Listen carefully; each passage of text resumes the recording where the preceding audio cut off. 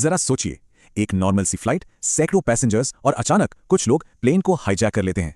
लेकिन उनका मकसद सिर्फ प्लेन हाईजैक करना नहीं है, बल्कि पूरी दुनिया के फाइनेंशियल सिस्टम को हैक करके अरबों रुपए चुराना है। और सबसे शॉकिंग बात पता है क्या? इस पूरी डकैती के पीछे कोई खतरनाक क्रिमिनल गैंग नहीं, बल्कि एक बिल्कुल साधारण सी दिखने वाली महिला है। आज हम प्राइम ओरिजिनल सीरीज स्टील की कहानी को समझने वाले हैं, जहां एक सिंपल सा लगने वाला प्लान धीरे धीरे दुनिया की सबसे खतरनाक फाइनेंशियल डकैती बन जाता है।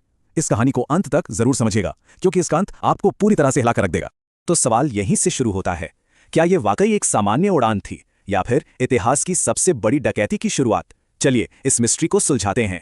कहानी शुरू होती है लंदन से, जहां एक कमर्शियल फ्लाइट अपनी रूटीन यात्रा पर है। शुरुआत में तो सब कुछ बिल्कुल नॉर्मल लगता है, जैसा होना चाहिए, लेकिन जैसा कि ऐसी कहानियों में होता है, ये शांति ज्यादा देर तक नहीं टिकने वाली थी। इस फ्लाइट पर 3 लोग हैं जो इस पूरी कहानी के सेंटर में हैं। सबसे पहले अमांडा, जो देखने में एकदम शांत और साधारण लगती हैं। फिर आता है सैम, जिसे फाइनेंस का एक्सपर्ट कह सकते हैं। बैंकिंग सिस्टम और नंबर्स उसके दिमाग में चलते हैं। और आखिर में है टॉम, एक टेकविज मतलब हैकिंग और साइबर सिस्टम का उस्ताद। फ्लाइट आराम से चल रही होती है और फिर अचानक कुछ नकाबपोश लोग सामने आते हैं और प्लेन को अपने कंट्रोल में ले लेते हैं। जाहिर है पैसेंजर्स में दहशत और डर का माहौल बन जाता है। लेकिन यहां कुछ बहुत अजीब है। ये हाईजैकर्स बिल्कुल अलग हैं। ना कोई शोर शराबा, ना कोई हिंसा, किसी को चोट तक नहीं पहुंचाते। वो बस इंतजार कर रहे हैं। और बस यही एक चीज साफ कर देती है कि यह मामला कुछ और ही है। और फिर सच से पर्दा उठता है। ये जो पूरा हाईजैक का ड्रामा है ना, ये तो बस एक धोखा है, एक डिस्ट्रैक्शन, क्योंकि उनका असली टारगेट प्लेन या उसके पैसेंजर्स हैं ही नहीं। असली निशाना है पूरी दुनिया का फाइनेंशियल सिस्टम। ये पूरा हाईजैक एक बहुत बड़े अनदेखे क्राइम को छुपाने के लिए सिर्फ एक पर्दा है। तो फिर असली प्लान था क्या? चलिए अब देखते हैं कि हाईजैक के पर्दे के पीछे कौन सा बड़ा साइबर अटैक चल रहा था। तो अमांडा, जो असल में इस सब की मास्टरमाइंड है, उसका प्लान ग्लोबल बैंक्स के सिस्टम में एक छिपी हुई कमजोरी का फायदा उठाना है। टॉम प्लेन के कम्युनिकेशन सिस्टम को इस्तेमाल करके सिक्योर बैंकिंग नेटवर्क्स में घुस जाता है। और सैम वो नकली ट्रांजैक्शंस बनाता है, जिससे धीरे धीरे पैसा निकलना शुरू हो जाता है। और यहां हम लाखों या करोड़ों की बात नहीं कर रहे हैं। धीरे धीरे अरबों डॉलर्स अलग अलग छिपे हुए अकाउंट्स में ट्रांसफर हो रहे हैं। मतलब इस चोरी का जो स्केल है वो हमारी सोच से भी परे है। और उनका ये डिस्ट्रैक्शन वाला प्लान एकदम परफेक्ट काम कर रहा है। अथॉरिटीज पूरी तरह से कंफ्यूज्ड हैं। उन्हें लग रहा है कि ये तो बस एक नॉर्मल सा हाईजैकिंग का केस है, जबकि उनकी नाक के नीचे दुनिया की सबसे बड़ी फाइनेंशियल चोरी हो रही है। लेकिन सवाल अब भी वही है, अमांडा ये सब कर क्यों रही है? क्या ये सिर्फ पैसे के लिए है या इसके पीछे कोई बहुत बड़ी वजह है? चलिए अब इस मास्टरमाइंड के असली मोटिव को समझते हैं। और धीरे धीरे कहानी में एक नया मोड़ आता है। पता चलता है कि अमांडा कोई मामूली क्रिमिनल नहीं है।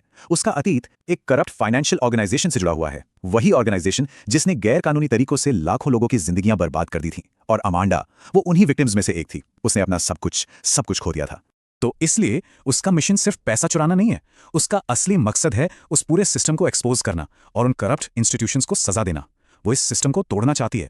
और अब हम पहुंचते हैं कहानी के क्लाइमैक्स पर, वो फाइनल स्टेज जहां इस पूरे खेल का चेकमेट होना है।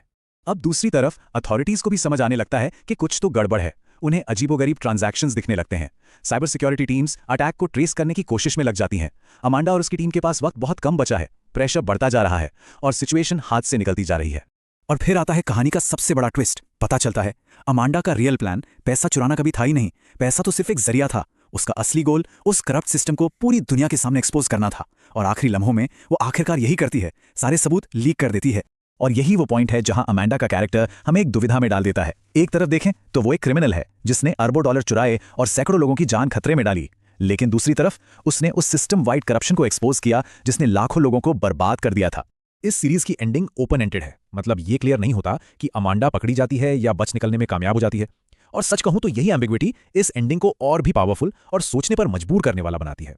तो आखिर में इस पूरी कहानी का मतलब क्या निकलता है? चलिए इसके फाइनल मैसेज को समझने की कोशिश करते हैं कि ये सिर्फ एक क्राइम की कहानी है या कुछ और। ये सीरीज एक बहुत ही गहरा मैसेज देती है कि कभी कभी सबसे बड़े क्रिमिनल्स वो नहीं होते जो सिस्टम को तोड़ते हैं, बल्कि वो होते हैं जो सिस्टम को कंट्रोल करते हैं। तो आखिर में ये साफ है कि स्टील सिर्फ एक हाइस्ट स्टोरी से कहीं बढ़कर है। ये पावर, करप्शन और जस्टिस के लिए लड़ी गई एक ऐसी लड़ाई की कहानी है जो हमें सोचने पर मजबूर कर देती है। तो अब सबसे जरूरी सवाल वही है, अमांडा हीरो थी या विलन? इसका जवाब शायद हर किसी के लिए अलग होगा।